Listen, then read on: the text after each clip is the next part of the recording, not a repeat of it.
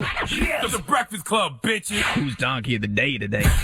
Yes, Donkey of the Day for Tuesday, July 30th, once again goes to American Senator Mitch McConnell. Mitch McConnell's really racking these up lately. I have been confused all weekend.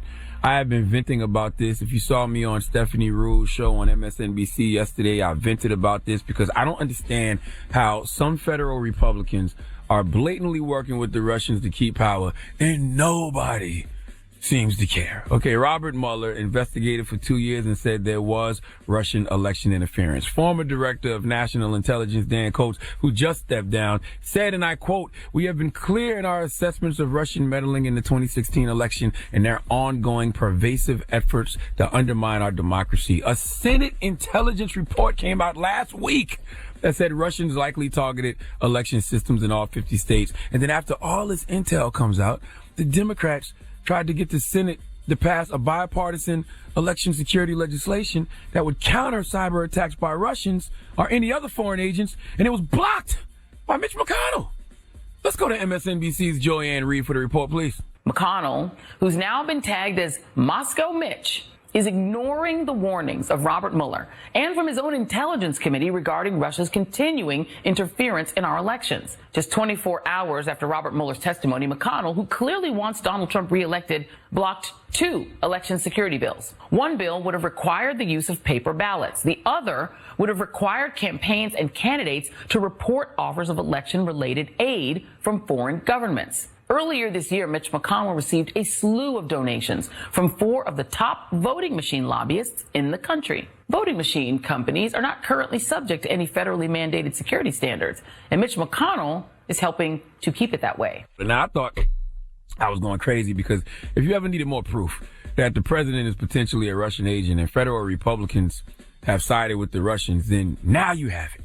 But it just seemed like no one cared. We were talking about the president and ASAP Rocky. We were talking about the president and his comments about the squad, his comments about Baltimore. I'm like, all of that is important, but can we focus on the fact that it looks like treason is happening? All right, that our president is a traitor, that the elections were not the attack. The elections were the delivery vehicle for the attack, and the actual attack is Donald Trump. Okay, if the Russians are the ICBM, then Trump is the warhead, and that nuclear bomb has gone off, and we are all about to die of the radioactive fallout. Okay, I thought I was tripping because nobody seemed to care, but then I woke up this morning, the Moscow McTreason trending #1 in the USA.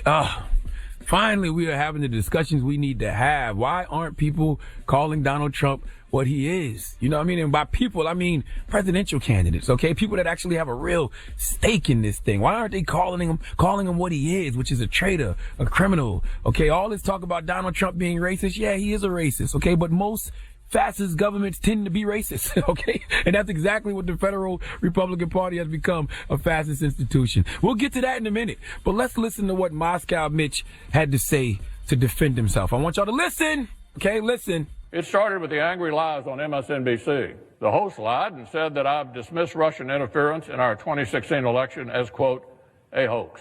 Of course, I've never said any such thing. Every single member of the Senate agrees that Russian meddling was real and is real. We all agree that the federal government, state governments, and the private sector all have obligations to take this threat seriously and bolster our defenses. And the facts are that this administration has made huge strides on election security since 2016. They made a noticeable impact in securing the 2018 election and are vigilant and proactive as we head into 2020. These pundits are lying when they insist I have personally blocked actions, which in fact I have championed and the Senate has passed. They are lying when they suggest that either party is against defending our democracy. Well, Mitch, why did you block the bill then? You're saying they're lying about you blocking the bill, but you indeed blocked the bill. Why? Mitch, you blocked 2 election security bills and won't even allow a vote on it. Why? I'll tell you why, because nothing will get in the way of this larger fascist agenda, and because they are in cahoots with the Russians. Now, I'm not the highest grade of weed in the dispensary. I just read a little bit. Okay, I listen, I pay attention. So I'm going to tell you what fascism is for dummies. It's a form of government, which is a one-party dictatorship.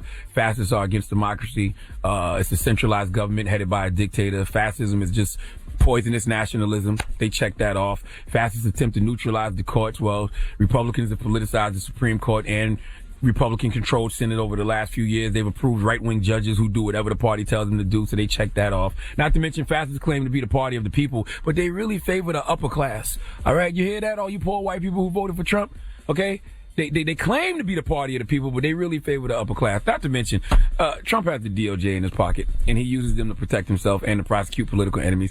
They want to silence the media. Okay, America, if you don't think fascism is alive and well, you are bugging. All right, wake up, because I'm going to tell you, everyone who's going to be demonized by these fascists, all the usual suspects, let's be clear. These Republicans already have enemies, okay? So the Democratic Party, blacks, Hispanics, immigrants, refugees, much of the media, women. Oh my God, fascists don't like women who are politically active and aggressive. Okay, all these women with these powerful voices in our culture right now, they will be silenced. Why do you think Trump goes after the squad?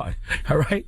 Democrats don't need to waste time arguing with each other at debates for the next 2 days. They need to be warning America about the fact that the federal Republican Party has become a fascist institution. Okay, the president is a traitor. All right? The president is a traitor. Okay, I repeat, the president is a traitor, a criminal, and he needs to be impeached and locked up, because I'm telling you right now, if he wins again in 2020, he's not leaving. All right, if you were facing several obstruction of justice charges, several lying to the feds charges, not to mention hush payments to hookers, and you would probably spend the rest of your life in jail because of these things, but the only thing preventing that from happening is you being president, would you want to leave? Or would you be doing everything in your power, or should I say the Russians' power, to stay? All right? This is bigger than Nino Brown, people. All right? This ain't regular. This is an all-hands-on-deck situation. Get informed. Get involved in these elections in 2020. Watch these debates. See who you relate to. See who's discussing your interests. We don't have to vote out of fear, but I'm telling you right now, we should all be afraid. All right? There are no perfect candidates on the Democratic side, but we have to fight fascism. And anything is better than fascism. And if you aren't speaking out against this, then you are part of the problem. Now is the time to pick a side, because if you aren't trying to be part of the solution, and I'm not really sure what the solution is, okay, then you are part of the problem. Please let Remy Ma give Moscow Mitch, a.k.a. Mitch McConnell, the biggest hee-haw. Hee-haw, hee-haw. You stupid motherfucker. Are you dumb? Donkey of the Day is brought to you by the law office of Michael S. Lamonsoff. Don't be a donkey. Dial pound 250 on your cell and say the bull if you've been hurt in a construction accident. That's pound 250 from your cell and say the bull.